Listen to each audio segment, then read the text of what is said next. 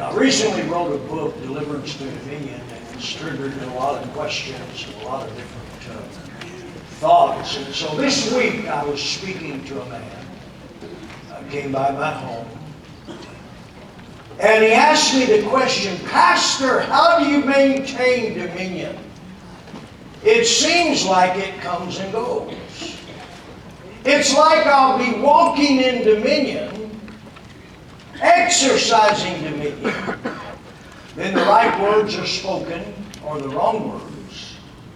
Given the right circumstances, I'm in a bad mood. It's like in a minute, there's this explosion, this mental, deranged explosion, and I've lost dominion. My mind begins to jump all over the place. I'm back in Egypt, Pastor. I've heard your sermons. I'm back in the streets, back in the world. My reaction, my behavior. And I said, have you read the book? He said, no, I'm afraid to. So anyway, I want to look at Moses this morning. A study in the battle for dominion. I want to read Hebrews 11, very familiar. Hebrews 11, verse number 24. By faith Moses, when he became of age, refused to be called the son of Pharaoh's daughter, choosing rather to suffer affliction with the people of God than to enjoy the passing pleasures of sin, esteeming or lifting up the reproach of Christ, it was more valuable. It was greater riches than the treasures of Egypt, for he looked to the reward. By faith he forsook Egypt, not fearing the wrath of the king, for he endured as seeing him, Jesus, who is invisible. God, we come this morning by your blood. I pray, God, continue to give insight and revelation how to live and maintain, establish dominion in these people's lives. God, I pray this morning, save the lost, break curse and devour, deliver people from insanity. In Jesus' name, amen. Possibly one of the most difficult things is recognizing you don't have dominion. Remember, deliverance is what God does. By His blood, by His power, His word and His name. He delivered Israel out of Egypt, all the plagues and flies and darkness and death, the rod of Moses, blood on the doorpost, Red Sea parted. All of that was what God did, deliverance. But dominion is what you do. Dominion is sovereignty. It's when now you are in control of your personality. You rule in the affairs of your own individuality. It's how you think,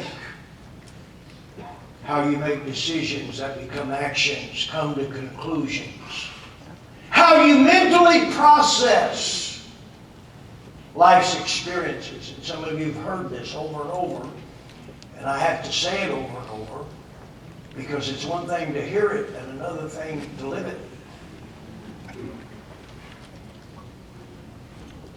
How you react to conflict and crisis. How you process pain or disappointment or your own bad decisions. How you deal and work in marriage with another human being, relationships and money. How you mentally navigate, you must biblically navigate mentally through life to have dominion. Philippians 2:5, let this mind be in you, which is also in Christ Jesus. In other words, you got to think like He did. Romans 12:2, do not be conformed to this world, but be transformed, be changed from your old image of this world. And he said, here's how you do it. by the renewing of your mind. That you may prove, that you may live and demonstrate and exhibit what is the good and acceptable and perfect will of God. Why do I think like this? What makes me think and act like this? What made my life turn out like it is? Why do I track on this track in life? How did I get this way? And again, you've heard your parents, your family, the streets, your neighborhood, your school, the culture, today, social media. This is where you learn to cope, to navigate, to survive, to mentally relate to all of your experiences in life. Your early experiences shaped and cause you to tick the way you tick. React the way you react. Behave and respond. Your world, your culture wired your brain. You were created, unless you were raised in church with a godly family, you were created in the likeness and image of this world.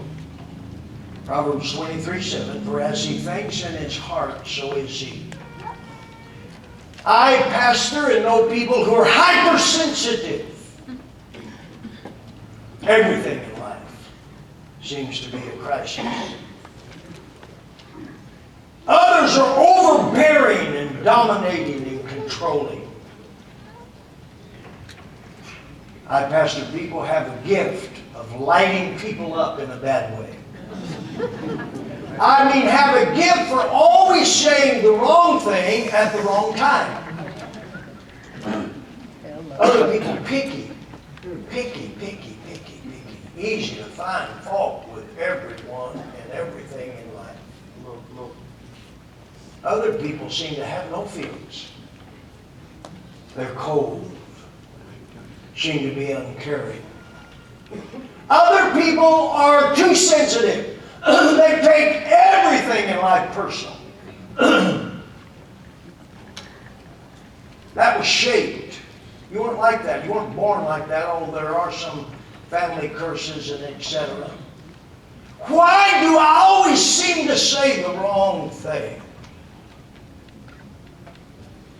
Why do I seem to keep making the same mistakes? Why do I keep doing this and it doesn't turn out well? What's your style this morning?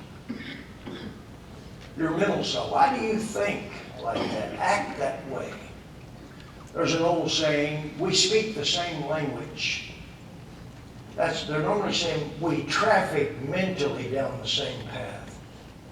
Same train of thought. Now to the problem. Why don't I have dominion like I had this conversation? Pastor, I have it and then it's gone. I have it and then I seem to be just walking and then all of a sudden. Why does my life seem to spin out? Why do the things I attempt to do, the plans that I have, and they always seem to crash and burn? Why do I lose control? My plans, my life seems to go up in smoke. Always some kind of mess, some kind of trouble. I'm always into it with someone. Here's the hard part. It's recognizing and admitting my thinking is the real issue here. It's how I think and process mentally my life's experience. That's the real problem. Normally, it's so easy to find fault. If I can just find fault and point the finger and blame, then it's never me. But you'll have no dominion because you're still thinking like Egypt. You're like Israel. You still have a slave mentality. My thoughts were designed by the world. Genesis 6:5, the Lord saw the wickedness of man was great in the earth. And here's why. Here was what was causing the wickedness. That every intent of the thoughts of the heart was only evil continually. The bottom line was how they processed and come to mental conclusions. It was how they considered people and life. Get the word, how they reckoned. How do you reflect? What's your frame of mind when you're processing something that was unpleasant? How do you come to where you make a decision or say something or a conclusion? I'm saved, born again. I've experienced deliverance. But I'm still not experiencing dominion.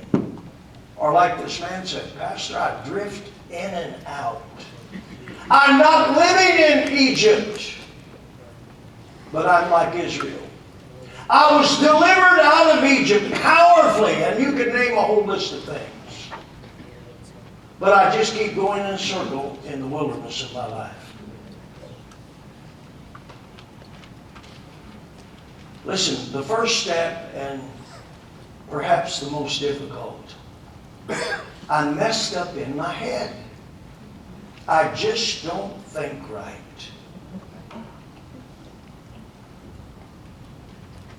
Oh, I love Jesus. But up here, the pieces just haven't come together. Moses, he has a burden. He sees the violation. He sees the Egyptians abusing people of Israel. He confronts, and then he goes to the arm of the flesh. He kills the Egyptian. Kills the Egyptian. Became angry. Slew the Egyptian. Still thinking like the streets, like the world, like your family who was unsaved, like a slave, like the culture. This mental MO. Same mind as I had 10 years ago, 20 years ago. Bible has a number of terminologies of the mind. The fleshly mind, the defiled mind, carnal mind, corrupt mind. A double-minded man is unstable in all his ways. A blinded mind, a disrespectful mind, a doubtful mind. The deception is because it's thoughts. We don't view it as sin. It has to be confronted. It has to be punished and cast down. Statement, sow a thought, reap an action. Sow an action, reap a habit. Sow a habit, reap a character. Sow a character, reap a destiny.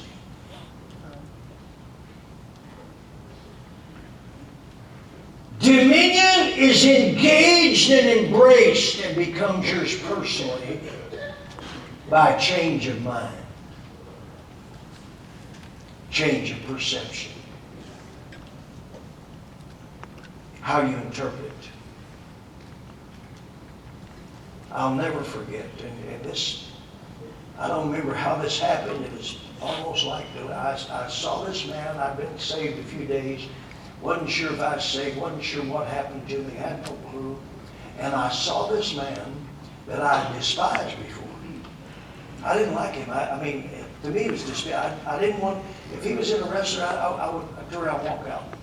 And I saw him, and I wanted to go over and hug him if he wasn't a man. I went over and shook his hand and called him by name, and I said, I want to tell you, I got saved, man. Jesus saved me. And then I'm talking to you about, but in my mind I'm thinking, wow, it's heavy. It's better than any trip I ever walked on. Amen. 1 Peter 1:13. Therefore, gird up the loins of your mind. Be sober. Rest your hope fully upon the grace that is to be brought to you. Here it is. At the revelation of Jesus Christ. Revelation is how you think. It's wisdom. It's insight. He said it was brought to you. It became how you process. It became your mind. His mind became your mind. That's where dominion begins to flow into your marriage, your experiences, your life, how you treat people, how you view God. This is critical for living for God. Jesus Christ now makes a mental deposit into your brain by His Word, by His Spirit, by His grace. So the question, what's involved for that to happen? How can I help that? Well, what did Moses do? What have other people who have dominion? What did they do that embraced and made an avenue for that mind of Christ to begin to traffic into your mind? What positioned me and made me a candidate for God's dominion? Ask yourself, what do I need to do this morning? That I quit having these mental breakdowns with people that comes out of my mouth and my actions and my behavior. Moses is a study in dominion. From a slave to a deliverer. So what did he do? The first thing you have to do is change your identity. Your identity is how you're viewed. It's your label. It's how you're known. It's your image, how you're defined. Nike, immediately you see the logo. That's all you need. Apple. But what's your logo? Is it from the world? Your family, the streets, the culture? What's your image? What's your logo? You were a jock in school or a nerd. You were cool. You were bad. You were hot. You thought. What was you were a biker. You were a cholo. What was it? Or were you a Christian? Your identity becomes you. This is where you tried to fit in.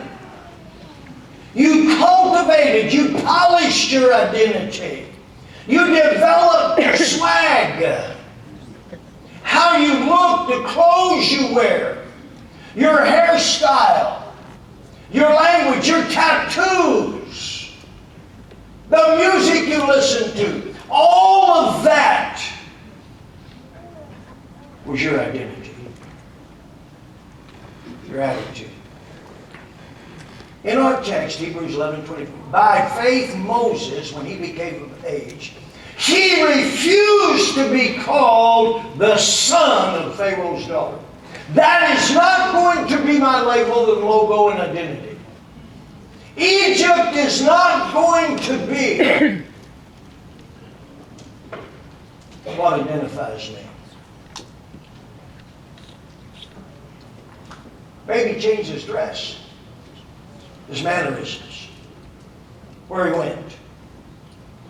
The world wants you to wear its tag, its title, its logo, its face. Started with family, started with neighborhood, school, culture life.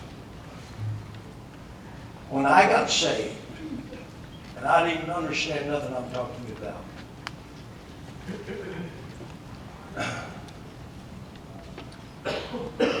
I began to move in a culture. God, He can tell you, violence, alcohol, craziness. Started in the military, got out of the military. 1965, it began to get worse. First picture. First picture, number one, number one, number one, number one. We went over 27 times, my goodness. First picture. No! Yeah. Come on, my goodness. How many times do we have to rehearse this? It's 1, 2, 3. First picture.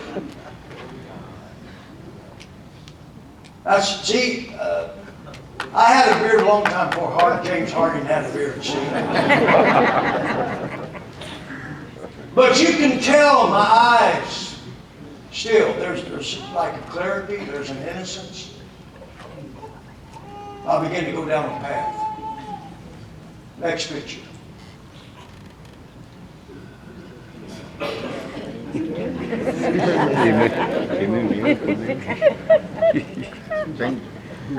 I can't understand. That's number 3. I can't understand that. That drives me crazy. You can see what's happening. That's Brad and Gail when they're little kids. Picture's old and faded. When I got saved, I got rid of most of the pictures, Connie and I both. But you didn't take a rocket science to begin to look at me. Something's happening in my life. Image of the world. 2 little kids. If you get a close-up, you begin to see the eyes, the vest. You look at my shoes, the boots. Next picture. Look at those sunglasses. They tell me they're coming back.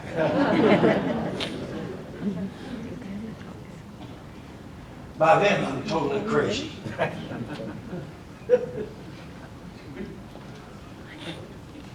Totally crazy. The world had shaped my identity. The world had shaped my identity. I understand some people, it's just transportation. I was in Malaysia, there's $1 million. Not with me.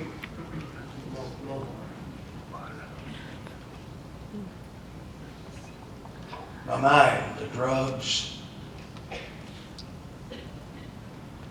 the joints, the alcohol, the insanity, how I viewed people, how I reacted. I understand people are different.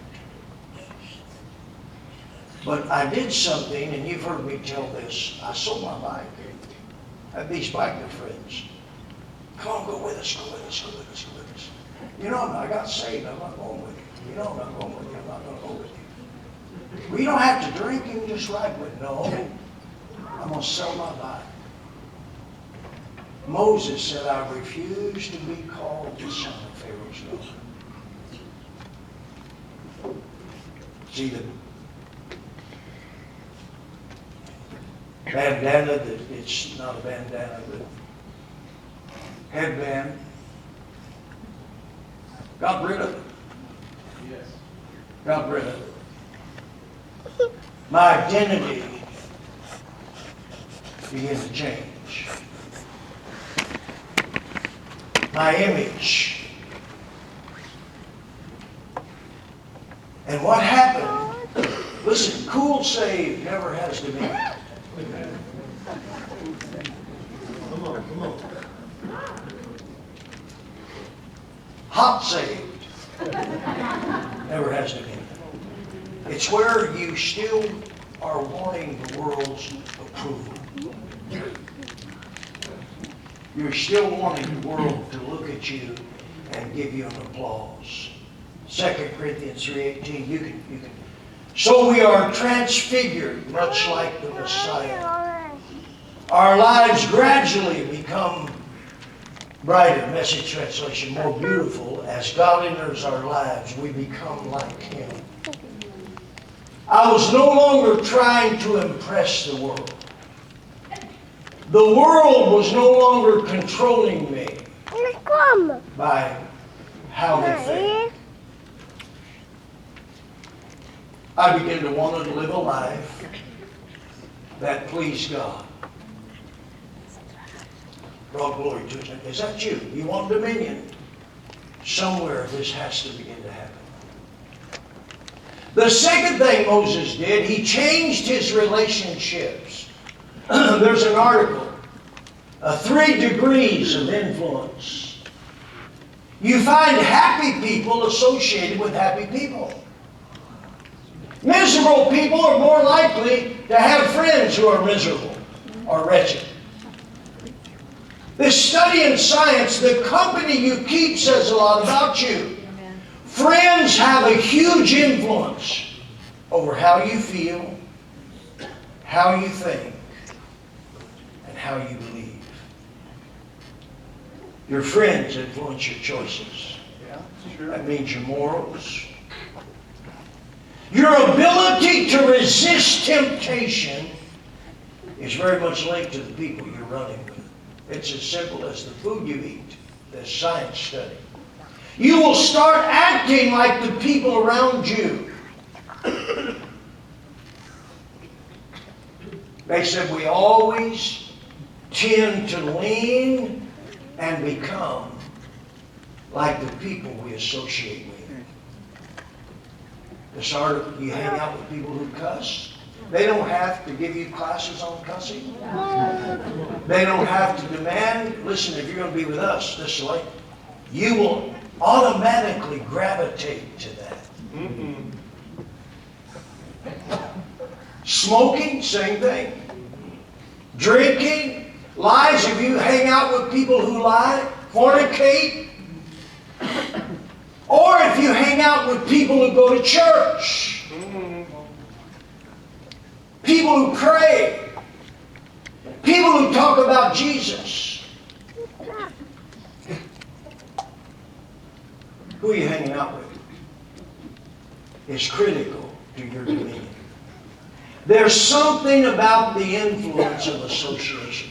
Eve is hanging out with the serpent. And the next thing you know, she's rebelling against God and taking the forbidden. Jesus, follow me and I'll make you. Come be with me, walk with me, associate with me, eat with me, and I'll make you something that you never imagined. One quote says, your relationships, the right relationships, are your greatest resource. Moses said, I'm choosing some new friends. There you go. Hebrews 11:25. Choosing rather to suffer affliction with the people of God than to enjoy the passing pleasures of sin. You have to choose people of God or people of sin. I had to choose. Didn't mean I hated them. Didn't mean I despised them. Didn't mean I didn't ever talk to them. Later in life, I did funerals. Bob Sullivan, a biker friend of mine, lived right across through the woods from Granny's.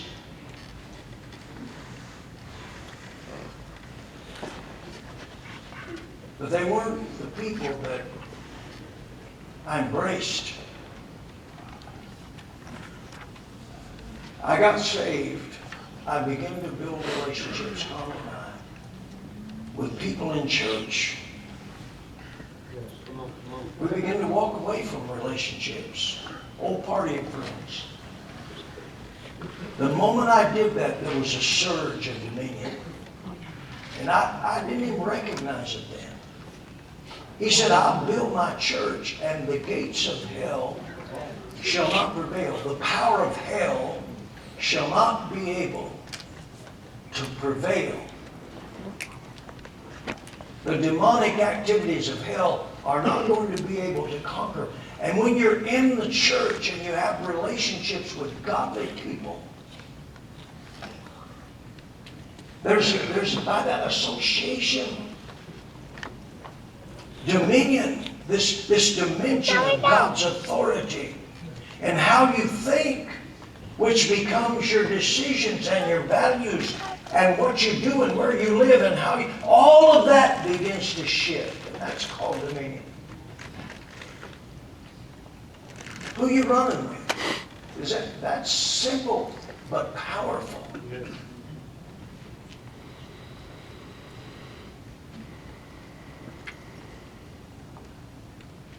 And that wasn't easy. I didn't feel comfortable immediately with church people of God. When I first came to church, I remember, you've heard me say all these things. I remember I looked around, I said, I can never do this. I'm there with Connie and the kid. I could never be like these people. I could go into a club, any club, maybe. I don't care, Hong Kong, I was in the military, Japan, Guam, San Diego, Chicago, anywhere. I don't care. I kind of watch myself in some places. But when I went in there, I felt comfortable. When I got saved, I had to make a shift. And it's not always that dramatic like my life. It may just be carnal people. It may just be people that every weekend they go up to Bear Mountain or something.